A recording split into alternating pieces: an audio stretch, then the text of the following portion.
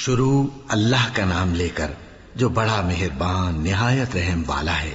جن لوگوں کے لیے ہماری طرف سے پہلے بھلائی مقرر ہو چکی ہے وہ اس سے دور رکھے جائیں گے، یہاں تک کہ اس کی آواز بھی تو نہیں سنیں گے، اور جو کچھ ان کا جی چاہے گا اس میں یعنی ہر طرح کے عیش اور مزے میں ہمیشہ رہیں گے۔ ان کو اس دن کا بڑا بھاری خوف غمگین نہیں کرے گا، اور فرشتے ان کو لینے آئیں گے اور کہیں گے کہ یہی وہ دن ہے جس کا تم سے وعدہ کیا جاتا تھا، جس دن ہم آسمان کو اس طرح لپیٹ لیں گے جیسے خطوں کا تومار لپیٹ لیتے ہیں، جس طرح ہم نے کائنات کو پہلے پیدا کیا تھا اسی طرح دوبارہ پیدا کر دیں گے۔ یہ وعدہ ہے جس کا پورا کرنا لازم ہے، ہم ایسا ضرور کرنے والے ہیں۔ اور ہم نے نصیحت کی کتاب یعنی تورات کے بعد زبور میں لکھ دیا تھا کہ میرے نیکوکار بندے ملک کے وارث ہوں گے۔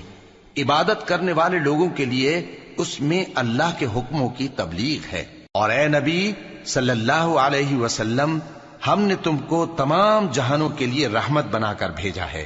کہہ دو کہ مجھ پر اللہ کی طرف سے یہ وحی آتی ہے کہ تم سب کا معبود ایک ہی معبود ہے، تو کیا تم فرما بردار ہو جاتے ہو؟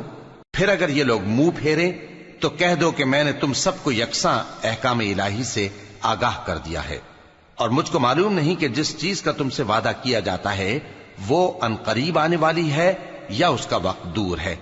جو بات پکار کر کی جائے وہ اسے بھی جانتا ہے، اور جو تم چھپاتے ہو وہ اس سے بھی واقف ہے، اور میں نہیں جانتا شاید وہ تمہارے لیے آزمائش ہو، اور ایک مدت تک تم اس سے فائدہ اٹھاتے رہو۔ پیغمبر نے کہا کہ اے میرے پروردگار، حق کے ساتھ فیصلہ کر دے، اور ہمارا پروردگار جو بڑا مہربان ہے اسی سے ان باتوں میں جو تم بیان کرتے ہو مدد مانگی جاتی ہے۔